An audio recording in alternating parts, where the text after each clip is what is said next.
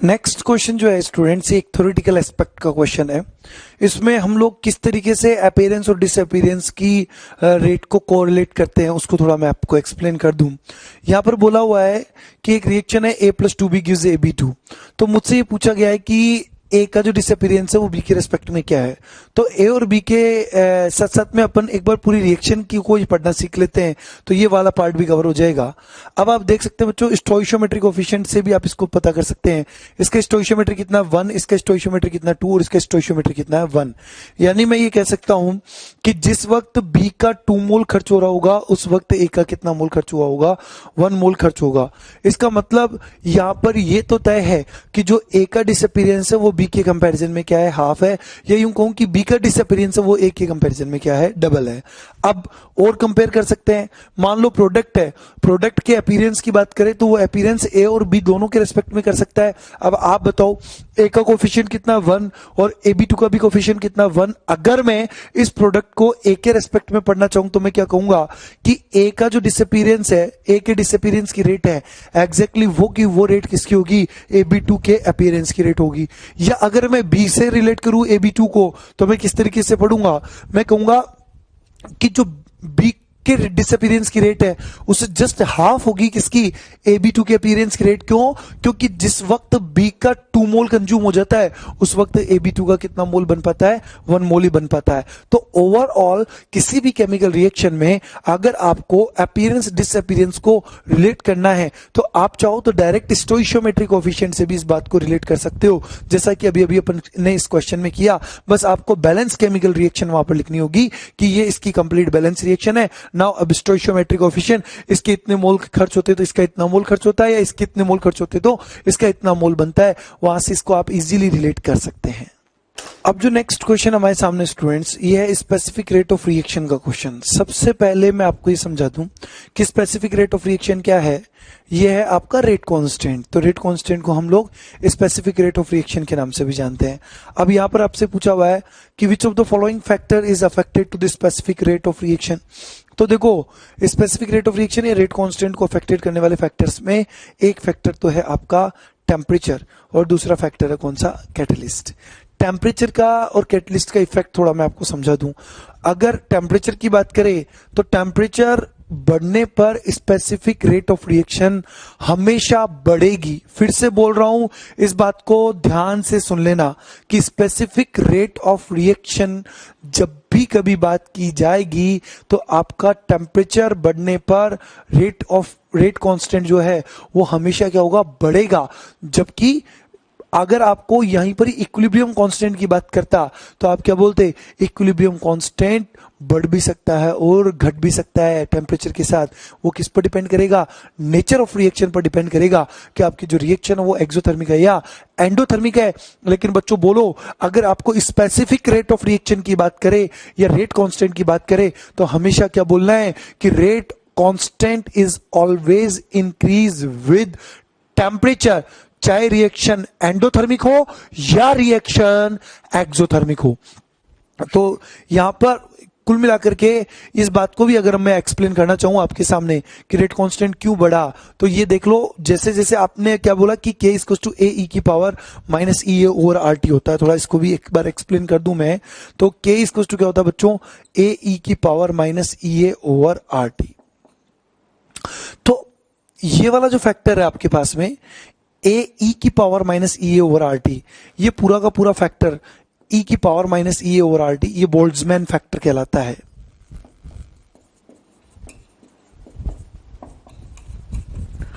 और इस फैक्टर को अगर मैं एक बार आपके सामने रखूं तो मैं कहूंगा कि जो EA है, एक्टिवेशन एनर्जी, इसका तो टेम्परेचर के साथ में कोई फर्क नहीं पड़ता। चाहे आप टेम्परेचर कम कर दो या ज्यादा कर दो, activation energy will not change. Okay fine, अब आगे बढ़ो। R ऑलरेडी क्या है, कांस्टेंट, को फर्क नहीं पड़ेगा। T टेम्परेचर है।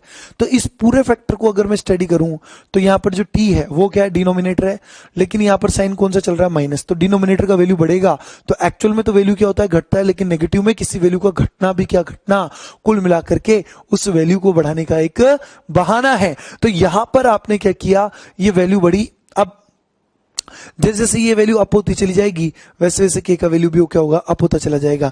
अब आप इस पूरी इक्वेशन में मुझे बताओ कि कहीं पर एक्सोथर्मिक या एंडोथर्मिक टाइप का कोई भी डिस्क्रिप्शन आपको यूज लेना पड़ा है क्या, चाहे एक्सो या एंडो, दोनों के लिए इक्वेशन ये लगेगी, बोल्ट्जमैन फैक्टर यही लगेगा और टेम्परेचर के साथ में इफेक्ट भी क्या आएगा, यही आएगा। दैट्स वाई स्टूडेंट्स मैंने क्या कहा कि rate constant always increase with temperature, but equilibrium constant depend करेगा कि रिएक्शन कौन सी है, एंडोथर्मिक है या एक्सोथर्मिक है। बहुत सावधानी से जब क्वेश्चन आप अटेम्प्ट करने जाएं तो एग्जाम का प्रेशर होता है, वहां पर वो बोलेगा कि for an exothermic chemical reaction if we increase the temperature then the rate constant will be. बच्चा एक्सोथर्मिक को ज्यादा फोकस कर जाता है और उस टाइम पर हमसे गलती से क्या हो जाता है, डिक्रीज टिक हो जाता है। लेकिन बच्चों आगे क्या लिखा था, रेट कांस्टेंट लिखा हुआ था, इक्विलिब्रियम कांस्टेंट लिखा हुआ था। यस, रेट कांस्टेंट लिखा हुआ था।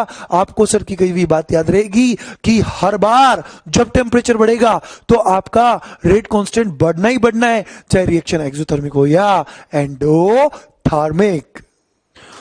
नेक्स्ट जो क्वेश्चन आपके सामने है, इस क्वेश्चन में आप ये देख पा रहे हैं कि एक केमिकल रिएक्शन है ए गिव्स बी और इसमें कंसंट्रेशन रिएक्टेंट का 8 टाइम्स बढ़ा रहे हैं, तो रेट कितने टाइम्स बढ़ पा रही है, ओनली 2 टाइम्स। तो रेट लो एक्सप्रेशन अब स्टेटमेंट के थ्रू आप लोग लिखना सीख रहे हैं। तो ए गिव्स बी है, इसमें आपका जो रिएक्टेंट है वो क्या है, ए है। R is directly proportional to A की पावर n बोल दिया या x बोल दिया मान लो। अब रेट कितने टाइम्स बढ़ रही है, 8 टाइम्स। डायरेक्टली प्रोपोर्शनल इसको सॉरी ये कितने टाइम्स बढ़ रही है, 2 टाइम्स, और ये कितने टाइम्स बढ़ रहा है, 8 टाइम्स। अब 8 की पावर x कुछ नहीं है बच्चों, अब आपको क्या करना है, इस 8 की पावर वो पुट करनी है जिसकी वजह से जो फाइनल रिजल्ट आए वो कितना आ जाए, 2 आ जाए। तो आप बताओ 8 की पावर क्या रखोगे, 8 का क्यूब रूट करना है, 8 की पावर 1/3, तो वो क्या हो जाएगा 2। सो x जो है वो क्या जाएगा, 8 की पावर 1/3। कंपेयर कर रहा हूं तो यहां से मेरे पास में जो x का ओवरऑल वैल्यू आ रहा है वो क्या जाएगा 1/3, so that the order of the reaction is 1/3। कुल मिलाकर के इस क्वेश्चन के थ्रू आप लोगों को रेट लो एक्सप्रेशन स्टेटमेंट से कैसे लिखा जाता है और उसके ऑर्डर को कैसे फाइंड किया जाता है ये सिखाने की एक कोशिश की गई है। अब जो नेक्स्ट क्वेश्चन है स्टूडेंट्स हमारे सामने, एक बहुत अच्छी रेंज का क्वेश्चन है, समझना बात ध्यान से। इस क्वेश्चन में आपको जो रेट दिया हुआ है वो एटमॉस्फेयर पर मिनट में दिया हुआ है और वो जो चाह रहा है वो चाह रहा है क्या है कि इसको आप मोल पर लीटर पर मिनट में कन्वर्ट कर दो। खैर ये बात अपन सीख लेंगे। रेट की जो यूनिट है वो डीसी और डीटी के हिसाब से मोल पर लीटर पर टाइम आ जाती है और डीपी और डीटी के हिसाब से एटमॉस्फेयर पर मिनट आ जाती है। बट डीपी और डीटी जो है वो एप्लीकेबल है ओनली फॉर गैसियस रिएक्शन के लिए और डीसी और डीटी जो है उसके लिए केवल गैसियस एक बाउंडेड टर्म नहीं है। अब मैं अगर यहाँ पर बात करूं कि मुझे डीपी और डीटी को डीसी और डीटी में अगर कन्वर्ट करना है तो उसका क्या क्राइटेरिया है, तो R इक्वल्स टू क्या है, डीपी और डीटी, ये क्वेश्चन में हमें दिया हुआ है। अब आपको पता है बच्चों पीवी इक्वल्स टू क्या होता है, एनआरटी होता है।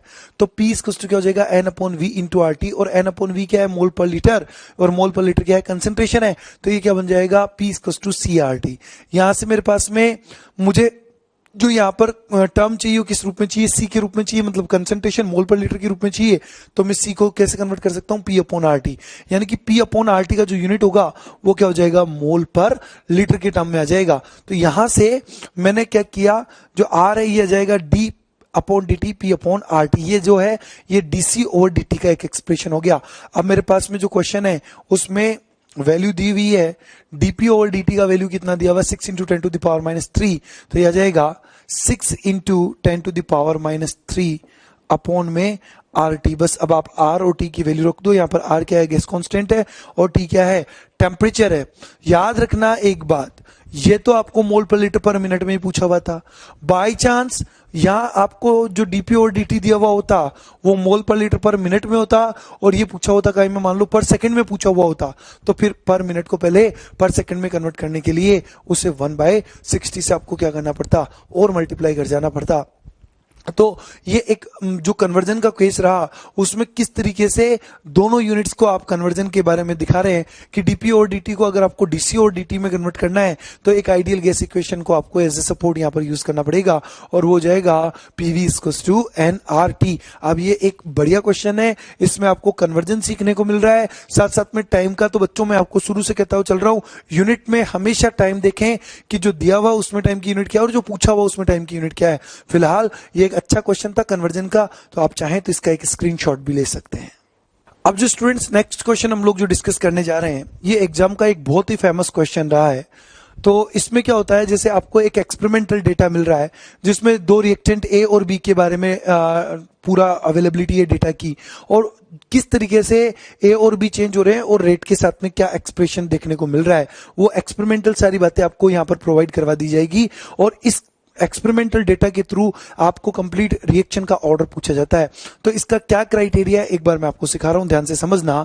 यहां पर क्या होगा कि जब भी कभी इस तरीके के क्वेश्चन को हम लोग कवर करें तो कोशिश ये करें कि पहले किसी एक रिएक्टेंट की कंसंट्रेशन को कांस्टेंट रखते हुए दूसरे रिएक्टेंट के साथ में रेट को हम लोग क्या करें, स्टडी करें। जैसे मान लो ये एक्सपेरिमेंट नंबर 1 और 2 को अगर मैं देखूं तो इसमें बी की कंसंट्रेशन आप देख पा रहे हो 5 × 10⁻² एंड 5 × 10⁻², जो क्या है, कांस्टेंट है। तो इसको मैंने अगर कांस्टेंट रखा तो यहां पर इन्हीं दो एक्सपेरिमेंट में जिनमें हमारा एक रिएक्टेंट का कंसंट्रेशन कांस्टेंट आ रहा है, उन्हीं में दूसरे जो रिएक्टेंट है उसकी कंसंट्रेशन का चेंज देखते हैं। तो आप देख पा रहे हो स्टूडेंट्स की यहां पर ये 1.6 × 10⁻³ से 3.2 × 10⁻³ हो गया। इट मींस जो ए की कंसंट्रेशन है इट बिकम्स डबल, ये 2 टाइम्स हो गई। ठीक है, अब ए की कंसंट्रेशन के डबल होने पर जो रेट है उसके ऊपर क्या इफेक्ट आ रहा है ये हमारे को देखना है।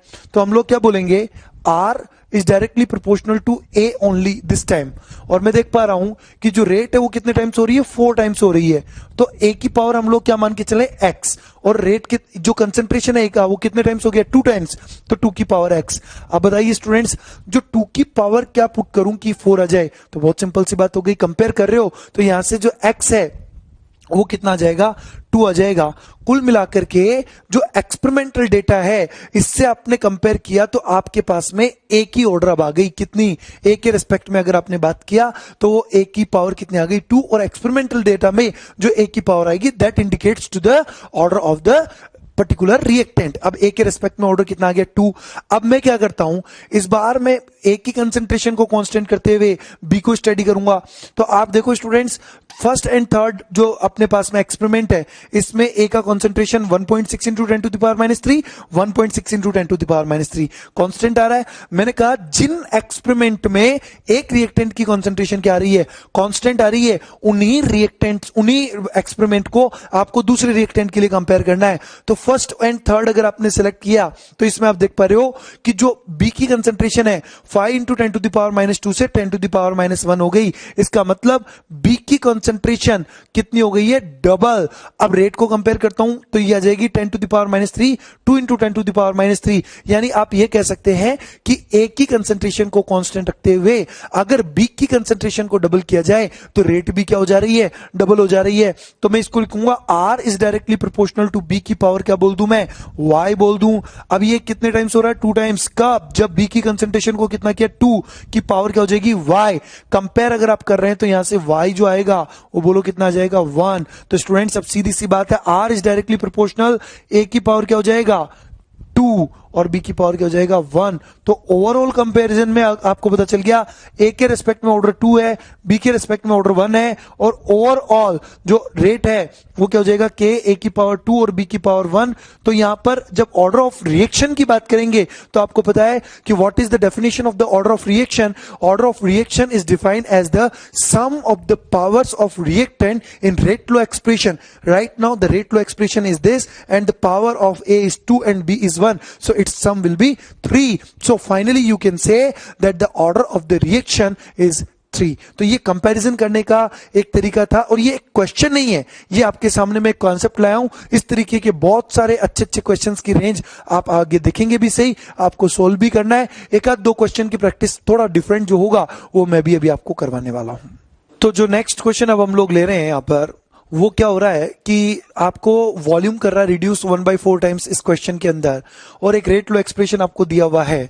अगर वॉल्यूम को बच्चों 1/4 टाइम्स उसने कर दिया तो डेफिनेटली जो कंसंट्रेशन है वो कितने टाइम्स हो जाएगी, 4 टाइम्स आपको देखने को मिलेगी। तो यहां पर आर डायरेक्टली प्रोपोर्शनल किसके हो जाएगा, ए एंड बी। कंसंट्रेशन जो है वो 4 टाइम्स हो गया, तो ए की पावर 1 है और बी की पावर कितना 0.5। तो मैं आर डायरेक्टली प्रोपोर्शनल ए के रेस्पेक्ट में कितनी वैल्यू पुट करूंगा, 2, ये आ जाएगा 1/4 यानी कि 4 की पावर आ जाएगा 1, और ये 4 की पावर कितना आ जाएगा 0.5, 4 की पावर 0.5 का मतलब कितना हो गया 2। तो यहाँ पर कुल मिलाकर के जो आपको रिजल्ट देखने को मिल रहा है वो 8 टाइम्स प्रीवियस के कंपैरिजन में हो रहा है।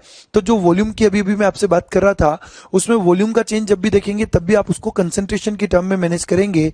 तो जैसे ही आपने वॉल्यूम रिड्यूस किया कितना 1/4 टाइम, तो वॉल्यूम और कंसंट्रेशन का रिलेशन आपने अप्लाई किया, C is inversely to the V। Volume 1/4 तो कंसंट्रेशन कितने टाइम्स हो गया 4 टाइम्स हो गया। वैल्यू पुट करोगे, पुट करते आपके पास में रिजल्ट आ जाएगा कि पहले के कंपैरिजन में जो रेट ऑफ रिएक्शन है अब वो कितना हो जा रहा है। अब जो नेक्स्ट क्वेश्चन आपके सामने है, इस क्वेश्चन में स्टूडेंट्स आपको एक रेट लॉ एक्सप्रेशन दिया हुआ है रिएक्शन का, और उसके लिए आपको क्या पूछा हुआ है, आपको मॉलिक्यूलरिटी पूछी हुई है। थोड़ा मैं आपको अब मॉलिक्यूलरिटी और ऑर्डर के बारे में एक जनरल आइडिया दे रहा हूं कि मॉलिक्यूलरिटी जो होती है वो किसी भी सिंपल केमिकल रिएक्शन के जो मॉलिक्यूल्स पार्टिसिपेट कर रहे हैं उनका जो स्टोइशियोमेट्रिक कोफिशिएंट है उसका सम आप कह सकते हैं। तो और जबकि जो ऑर्डर है वो आप केवल स्टोइशियोमेट्री से डिसाइड नहीं कर सकते, उसके लिए आपको क्या चाहिए, स्टोइशियोमेट्री चाहिए, उसके लिए आपको रेट लॉ एक्सप्रेशन चाहिए। तो यहां पर अपन ये कह सकते हैं कि जो मॉलिक्यूलरिटी है वो एक थ्योरेटिकल कॉन्सेप्ट है, जबकि जो आपका ऑर्डर है वो एक एक्सपेरिमेंटल कॉन्सेप्ट है। अब इस क्वेश्चन में अगर अपन लोग एनालिसिस करें तो हमें पता चल रहा है कि एक रिएक्शन दी हुई है H2+Br2 gives 2HBr की, और यहां पर इसका रेट लॉ एक्सप्रेशन भी आपको दिया हुआ है V = K H2Br2 की पावर 1/2। तो आप ये कहोगे कि इसका जो ऑर्डर है वो तो डेफिनेटली सम आ जाएगा किसका, स्टोइशियोमेट्री का, या यूं कह दो कि जो रिएक्टेंट है उनकी पावर का, तो इसकी पावर कितनी है 1 और इसकी कितनी है 1/2। तो ऑर्डर अगर मुझसे पूछा हुआ होता तो 1.5 ऑर्डर बनता था। लेकिन मॉलिक्यूलरिटी पता है इस क्वेश्चन में क्या है, उन्होंने जान करके आपको रेट लॉ एक्सप्रेशन दिया ताकि बच्चा रेट लॉ एक्सप्रेशन में पावर देखे और पावर देख करके मॉलिक्यूलरिटी और ऑर्डर में कंफ्यूज हो जाए। आपकी अगर डेफिनेशन बहुत अच्छी तैयार है तो मैं कह रहा हूं कंफ्यूजन कहीं पर भी नहीं है। आप क्या बोलोगे कि जो मॉलिक्यूलरिटी है वो सिंपल रिएक्शन में पार्टिसिपेट करने वाले रिएक्टेंट मॉलिक्यूल्स का जो है वो सम है। तो अब रिएक्टेंट मॉलिक्यूल देखो, इसमें कितना 1 है और इसमें भी कितना 1 है, तो total number of reactant molecules कितने हुए 2। तो यहां पर मॉलिक्यूलरिटी कितनी हो जाएगी 2। तो स्टूडेंट्स यहां पर अगर मुझे मॉलिक्यूलरिटी की बात कर रहा है तो मॉलिक्यूलरिटी बोलूंगा कितनी 2, और अगर ऑर्डर पूछा नहीं पूछता तो 1 + 1.5 तो हो जाएगा 1.5, ये ऑर्डर आ जाता। दूसरी बात, आपको यहां से एक बात और बता दूं कि मॉलिक्यूलरिटी जो है उस मॉलिक्यूलरिटी का वैल्यू कभी भी फ्रैक्शनल नहीं हो सकता, हमेशा एक इंटीजर वैल्यू होगा 1 2 3 लाइकवाइज। तो वैसे भी यहां पर अगर मान लो आपको एक थोड़ा कंफ्यूजन क्रिएट हो जाता है कि यार 1.5 मुझे मॉलिक्यूलरिटी लग रहा है, तो वो तो अपना डेफिनेशन वाले पार्ट से फिर कवर हो जाता कि वो तो कभी हो ही नहीं सकता। तो यहां एक मॉलिक्यूलरिटी और ऑर्डर के बीच में एक बेसिक डिफरेंस की हम लोगों ने बात की है। साथ साथ में एक चीज और बता देता हूं, जैसे मान लो एक रिएक्शन इस तरीके की आती है जिसमें रिएक्टेंट आपको एक्सेस अमाउंट में दिया हुआ होता, तो फिर वही कहूंगा कि मॉलिक्यूलरिटी तो थ्योरेटिकल कॉन्सेप्ट है, उसमें वो एक्सेस अमाउंट वाला रिएक्टेंट भी कंसिडर हो जाता, लेकिन ऑर्डर एक प्रैक्टिकल कॉन्सेप्ट है जिसमें एक्सेस अमाउंट में जो भी हमारे पास में रिएक्टेंट अवेलेबल होता है उस रिएक्टेंट को हम लोग कभी भी रेट लॉ एक्सप्रेशन में कभी भी यूज नहीं करते। तो ऑर्डर में एक्सेस रिएक्टेंट को इंक्लूड नहीं करते हैं, जबकि मॉलिक्यूलरिटी में उसको भी इंक्लूड किया जाता है। बाकी कुछ क्वेश्चंस अभी और आपके सामने आएंगे तो आपको इन बातों से और आइडिया लग जाएगा कि जो क्वेश्चंस में थ्योरेटिकल क्वेश्चंस में क्या क्या क्राइटेरिया लेते हैं क्वेश्चन को डील करते वक्त। अब जो स्टूडेंट्स नेक्स्ट क्वेश्चन हमारे पास में इस तरीके की जो वैरायटी हमने उसको पहले भी डील किया हुआ, लेकिन उसको थोड़ा सा डिफरेंट अंदाज में हम लोग देख रहे हैं इस बार जो आपके पास में क्वेश्चन है इसमें रिएक्टेंट जो है ए और बी इनकी कंसेंट्रेशंस का चेंजेस हमारे साथ में है, और साथ साथ में rate constant rate of reaction के बारे में भी यहाँ पर बात की हुई है। तो हम लोग क्या देखते हैं कि वही एक्सपेरिमेंट वाली बात है यहाँ पर भी कि पहले किसी एक की कंसंट्रेशन को कांस्टेंट रखते हुए दूसरे की कंसंट्रेशन को चेक करना है, फिर उसके रेस्पेक्ट में हम लोग क्या करेंगे रेट को स्टडी करेंगे, फिर किसी दूसरे की कंसंट्रेशन को कांस्टेंट रखते हुए जो आपके पास में बचा हुआ रिएक्टेंट है उसके रेस्पेक्ट में हम लोग बात करेंगे रेट की। तो यहाँ पर हम लोग देख पा रहे हैं जैसा कि मान लो बी एक्सपेरिमेंट की अगर मैं बात करूं तो ये इसकी कंसंट्रेशन कांस्टेंट है फर्स्ट और सेकंड एक्सपेरिमेंट में, और यहां पर ये कितने टाइम्स हो रहा है 2 टाइम्स हो रहा है। अगर ये 2 टाइम्स हो रहा है तो यहां पर जो रेट है वो भी कितने टाइम्स हो रही है 2 टाइम्स हो रही है। तो मैं ये कह सकता हूं कि जो आर है रेट ऑफ रिएक्शन है it is directly proportional to the A raised to the power 1, A के रिस्पेक्ट में वन के ऑर्डर में आता है ये। अब फिर एक ही कंसेंट्रेशन को क्या करें, कांस्टेंट करते हैं। फर्स्ट और थर्ड एक्सपेरिमेंट में आप देख पा रहे हैं एक ही कंसेंट्रेशन कांस्टेंट है, तो फर्स्ट से थर्ड में आप देखोगे तो जो बी की कंसेंट्रेशन वो कितनी हो रही है, डबल हो रही है। 0.1 से कितना हो रहा है, 0.2 हो रहा है। और अगर बी की कंसेंट्रेशन डबल हो रही है लेकिन रेट क्या है, यहां पर कोई चेंज नहीं है। मैं क्या बोलता हूं कि जब कंसेंट्रेशन के चेंज होने पर रेट में कोई इफेक्ट नहीं है तो जो कंसेंट्रेशन है उसकी पावर कितनी जाएगी, 0। तो यहां पर आर जो है वो बी की कंसेंट्रेशन पर डिपेंड नहीं करता। R directly proportional to the B raise to the power 0। अब यहां से ओवरऑल रेट लो एक्सप्रेशन लिखेंगे तो आर इज डायरेक्टली प्रोपोर्शनल, ए की पावर क्या हो जाएगी 1, बी की पावर क्या हो जाएगी 0। तो स्टूडेंट्स यहां पर एक तो इंडिविजुअल पर क्वेश्चन बन जाता है कि ए के रेस्पेक्ट में ऑर्डर क्या, बी के रेस्पेक्ट में ऑर्डर क्या, और एक ओवरऑल रेट के बारे में बात करता है। तो ओवरऑल ऑर्डर जो बनेगा 1 + 0, तो ऑर्डर क्या आ जाएगा, फर्स्ट ऑर्डर की काइनेटिक्स है। और इसके लिए अब रेट कांस्टेंट की यूनिट जो होगी, यूनिट ऑफ रेट कांस्टेंट के की यूनिट होगी वो क्या हो जाएगी, सेकंड इनवर्स, या फिर हम इसको टाइम इनवर्स भी बोल सकते थे, क्योंकि फर्स्ट ऑर्डर के लिए जो रेट कांस्टेंट की यूनिट है वो क्या है, टाइम इनवर्स है या सेकंड इनवर्स है। तो ओवरऑल क्वेश्चन का जो कुछ बेसिक पार्ट था वो तो प्रीवियस क्वेश्चंस को बिलोंग करते हुए ही था, पर एडवांस बात क्या हुई कि इसमें ही आपको 2 क्वेश्चंस का फ्यूजन दे दिया। एक में तो आपको पहले तो ऑर्डर की बात कर ली और साथ साथ में उसने एडवांस में क्या दे दिया कि रेट कांस्टेंट का यूनिट फाइंड करो। तो डेफिनेटली अगर आपको रेट कांस्टेंट का यूनिट फाइंड करना है तो आपको क्या आना चाहिए, यूनिट ऑर्डर ऑफ रिएक्शन आना चाहिए। तो यहां पर आपने देखा ऑर्डर ऑफ रिएक्शन हम लोगों ने पहले फाइंड किया और उसके बाद में के का यूनिट हम लोगों ने फाइंड किया।